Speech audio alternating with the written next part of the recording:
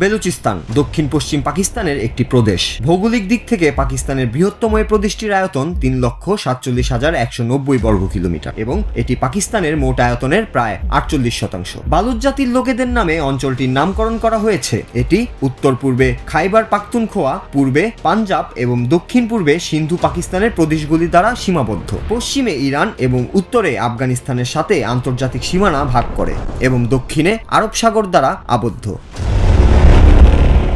1947 সালের পর থেকে বেলুচিস্তানের জনগণ পাকিস্তানের শাসনের বিরুদ্ধে একের পর এক আন্দোলন চালিয়ে আসছে। ব্রিটিশ শাসন থেকে পাকিস্তান পর্যন্ত তাদের অবিচারের ইতিহাস দীর্ঘ। কিন্তু কেন? আজকের প্রতিবেদনে আমরা জানব কিভাবে ব্রিটিশরা তাদের শাসন নীতির মাধ্যমে বালুচ ও পশতুদের নিয়ন্ত্রণ করেছিল, আর কেনই পাকিস্তানের শাসন ব্যবস্থা এখনও এই অঞ্চলে অস্থিরতার কারণ। ব্রিটিশ শাসনকালে ভারতবর্ষে শক্তির মাধ্যমে শাসন প্রতিষ্ঠা করা সম্ভব না হওয়ায় ব্রিটিশরা এক নতুন কৌশল অবলম্বন করে, ডিভাইড অ্যান্ড রুল বা ভাগ করে শাসন করো। পশতু এবং বালুচ এই দুই জাতির জনগণ ছিল ব্রিটিশদের জন্য প্রধান চ্যালেঞ্জ। তাদের সেনাবাহিনীর বিরুদ্ধে বিদ্রোহ ছিল এক প্রকার ঐতিহ্য। 1842 সালে আফগান যুদ্ধে ব্রিটিশরা পরাজিত হয় এবং তা থেকে শিক্ষা নিয়ে তারা তাদের শাসন কৌশল পরিবর্তন করে।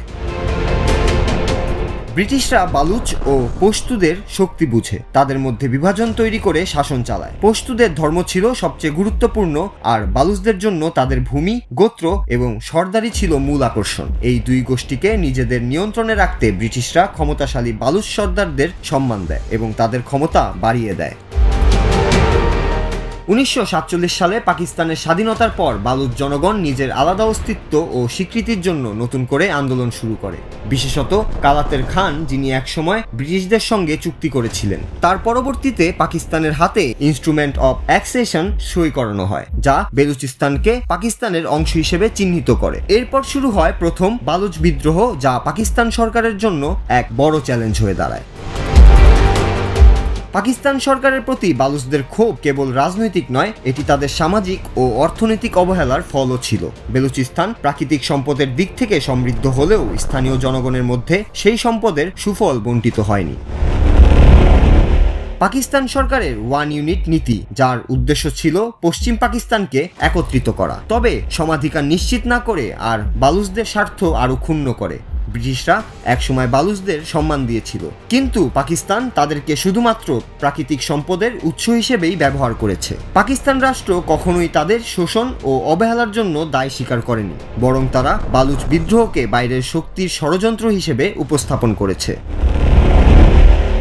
আজও বালুচরা পাকিস্তান সরকারের কাছে তাদের চাহিদা মেটানোর আশা ছেড়ে দিয়েছে এবং তাদের বিদ্রোহ আগের চেয়ে আরও তীব্র হয়ে উঠছে। পাকিস্তান যে পথেই এগোচ্ছে তা আরও অস্থিরতা ও সংঘর্ষের দিকে নিয়ে যেতে পারে। ইতিমধ্যেই বালুচিস্তানের বিদ্রোহী নেতারা স্বাধীনতার আওয়াজ তুলছেন, যা পাকিস্তানকে আরও বিপাকে ফেলতে পারে।